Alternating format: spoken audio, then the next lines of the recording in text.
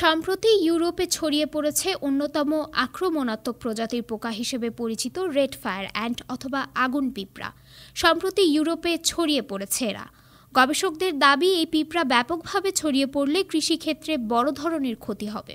কৃষিবিজ্ঞানী Ferdinando কালদারেলা ইতালির সিসিলির Syracuse অঞ্চলে অগ্নিপিঁপড়ার বংশবিস্তার পর্যবেক্ষণ করছেন। তিনি বলেন, এই পিঁপড়া গাছের নিচের শিকড় খেয়ে নেয় ও চাষের জন্য উপকারী পোকামাকড়ও মেরে ফেলে।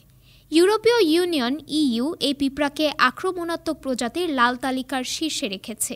যদিও এর আগে ভাবা হতো ইউরোপের মাটিতে এমন পোকা থাকতে পারে না, তবু গত বছরের হেমন্তে সিসিলির সাইরাকিউজ অঞ্চলে সেই পিঁপড়া প্রথম চোখে পড়েছিল। জানা যায়, এই পিঁপড়ার আদি নিবাস ব্রাজিল। সেই পোকা কিভাবে ও ঠিক কবে যে সিসিলিতে পৌঁছালো তা এখনও জানা যায়নি। তবে যেসব এলাকায় মাটিতে পানি দেওয়া হয় সেখানে এই পিঁপড়া স্বাচ্ছন্দ্য বোধ করে, যেমন খেলার মাঠ বা ব্যক্তিগত বাগান। সিসিলিতে এই পিঁপড়ার কামড় প্রথম খেয়েছিলেন কারমেন কারুসো। তখনই তিনি বুঝতে পেরেছিলেন এটা মোটেও স্থানীয় প্রজাতির নয়। এই পিঁপড়ার আক্রমণে তার গোলাপের বাগান নষ্ট হয়ে গিয়েছিল। সিসিলির আঞ্চলিক প্রশাসন এই পিঁপড়া নির্মূল করতে চায়। সম্প্রতি স্থানীয় বন কর্মকর্তা জানলুকা ফেরলিতোকে বিশেষ কর্মকর্তা হিসেবে নিযুক্ত করা হয়েছে।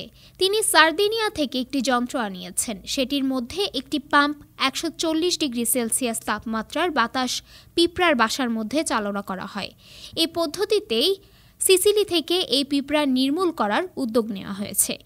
গবেষকেরা সিসিলির একটি নদীর পার্শ্ববর্তী 4.7 হেক্টর এলাকায় এই প্রজাতির পিঁপড়ার মোট 44টি বাসা খুঁজে পান। স্থানীয়দের সাথে কথা বলার পরে গবেষকরা জানতে পারেন যে সিসিলিয়ান অঞ্চলের লোকজন বেশ কয়েক বছর ধরে ঘন ঘন এই পিঁপড়ার কামড় খেয়ে আসছেন। অনেকে জানিয়েছেন, এর কামড়ে অসহ্য যন্ত্রণা হওয়ার পাশাপাশি শরীরে কাঁপুনিও ওঠে। গবেষণা অনুসারে ইউরোপীয় মহাদেশের পরিবেশগত অবস্থার 7% এই পিঁপড়ার জন্য উপযুক্ত। তবে জলবায়ু পরিবর্তন তাদের বিস্তার ও সংখ্যা বৃদ্ধিকে আরও ত্বরান্বিত করতে পারে, আর শহুরে এলাকাগুলো বিশেষভাবে ঝুঁকির মধ্যে রয়েছে। স্পেনের জীববিজ্ঞানী রজার ভিলা বলেন, প্রকৃতপক্ষে ইউরোপের 50% শহর এই পোকার আক্রমণ ঝুঁকিতে রয়েছে। বিষয়টি বিশেষভাবে উদ্বেগজনক, কারণ লন্ডন, আমস্টারডাম ও রোম সহ অনেক শহরে বড় সমুদ্রবন্দর রয়েছে, যা এই পিঁপড়ার বিস্তার খুব দ্রুত অন্যান্য দেশ এবং মহাদেশে ছড়িয়ে দিতে পারে।